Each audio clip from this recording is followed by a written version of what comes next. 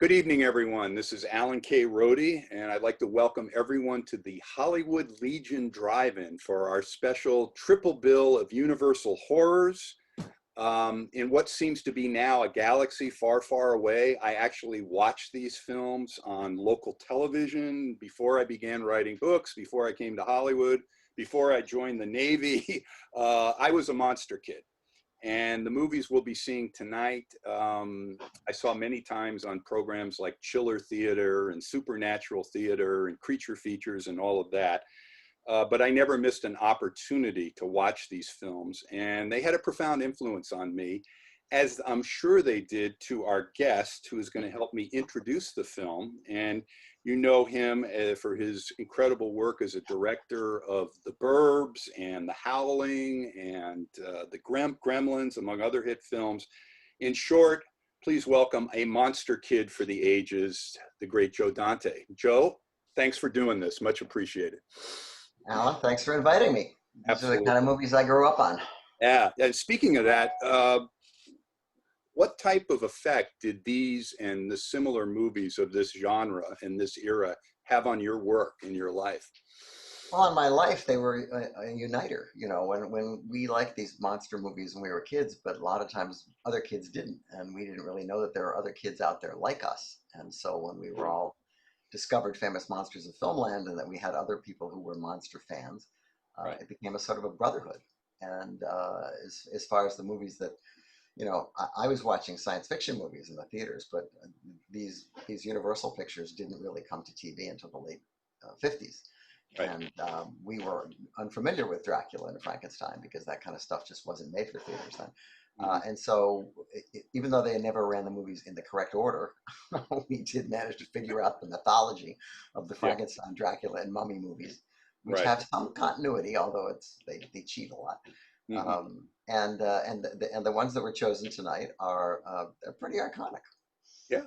Yeah. Well, starting with our first movie, what can you share about Son of Dracula in 1943 with Lon Chaney Jr. playing the Count? Well, Son of Dracula is an interesting movie in that it's a little bit more modern than the other pictures that Universal was making in the 40s, in the sense that it seems to presage the Hammer approach to horror, which is menacing corporality. You know, this monster is he's suave and all that kind of stuff when he has to be, but he's physical. Right. He has a physical presence that Right. is very alarming and scary. And it was directed by Robert Siodmak, who was just feeling his oats at Universal, and it's a beautifully directed movie. It's beautifully photographed. It's really well produced, and there's a lot of really great imagery and creepy stuff in this picture. It's a little prosaic in that it being the 40s, in order for Dracula to cohabit with the heroine, he has to marry her, which is kind Have of to a get by the production code back in those days. yeah. I mean, it's a sort of a Leave It to Beaver angle on this, Right. it's one of the better Universal pictures from the 30s, 40s, I think, and Cheney makes a very scary Dracula, who of course really is Dracula, even though they tell you that it's the son of Dracula, but it's Yeah, obviously really Dracula. yeah, it's the same. It's definitely the same lineage. I always thought the plot device where his name in the movie is Count Alucard, Dracula spelled backwards, was something like out of a third grade thing, but somehow it works. And as you pointed out, Robert Ziadmak, who really became the most consequential director of film noir during the classic era of the studio system, and his brother Kurt Ziadmak wrote the original story, so it was kind of all in the family for Son of Dracula as well. Now, Creature from the Black Lagoon, we're going to go fast forward like 11 years to rather than horror, science fiction, and that was the last iconic Universal monster, the Creature, was it not? It was, and it's also one of the best monsters ever created for movies. The best monster suit. I think Guillermo del Toro is on record as saying that this is his favorite monster.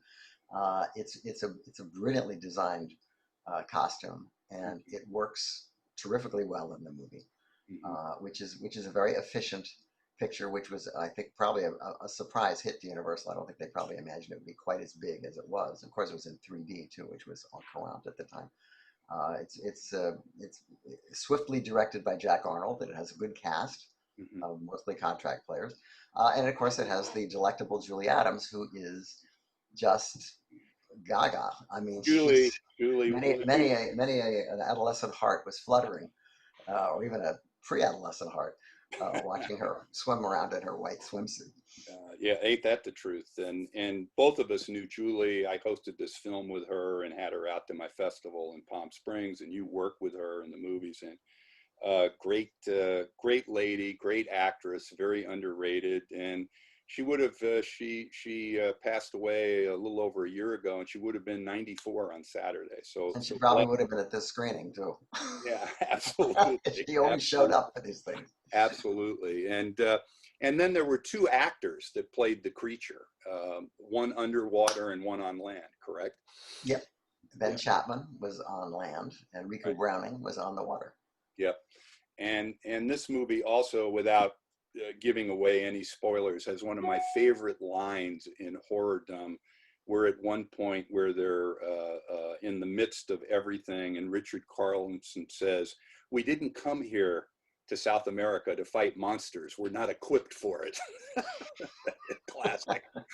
Only Universal could get away with a line like that.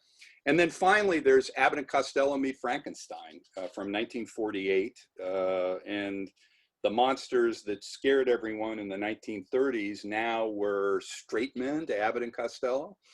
Well, it had been coming on for a while, you know, when Universal teamed up Frankenstein and the Wolfman, they sort of hit gold, and they said, well, you know, we've got a lot of monsters in our stable. Maybe we can make some more movies and put more monsters in them. And so they came up with the House of Frankenstein, the House of Dracula, which was originally supposed to have the Mummy too, but they sort of shied away from that and gave him his own series. But you know, Dracula, Frankenstein, and the Wolfman all started appearing together in these movies, and they were called monster rallies.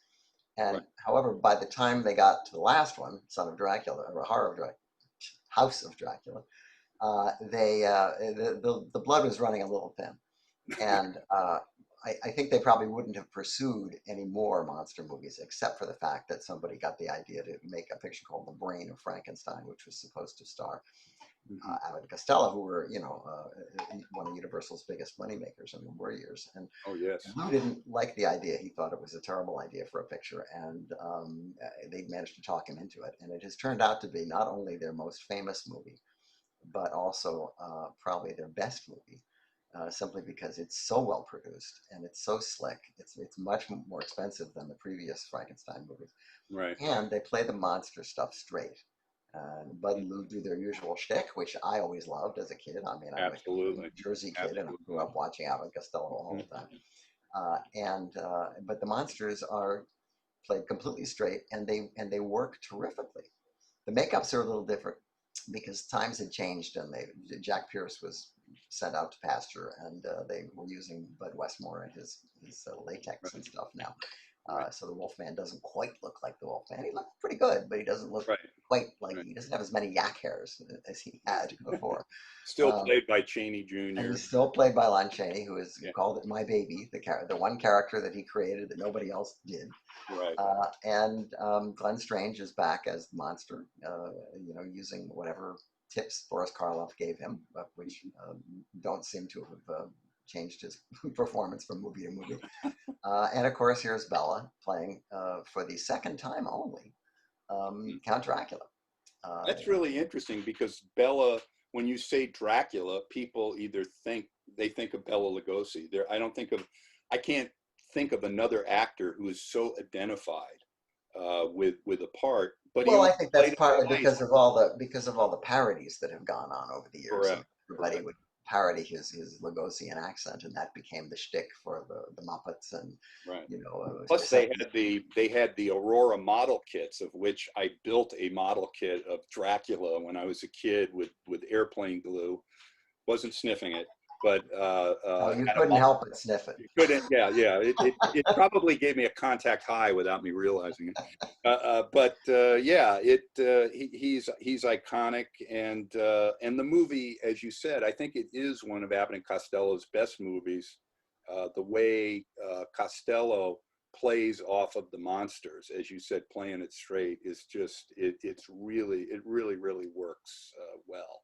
And it remains a great film. It's a great film for people of all ages. I Kids. never met anybody who didn't like it, to tell you the No, truth. no, absolutely. So, well, with that, Joe, I'd like to thank you for joining me to do this.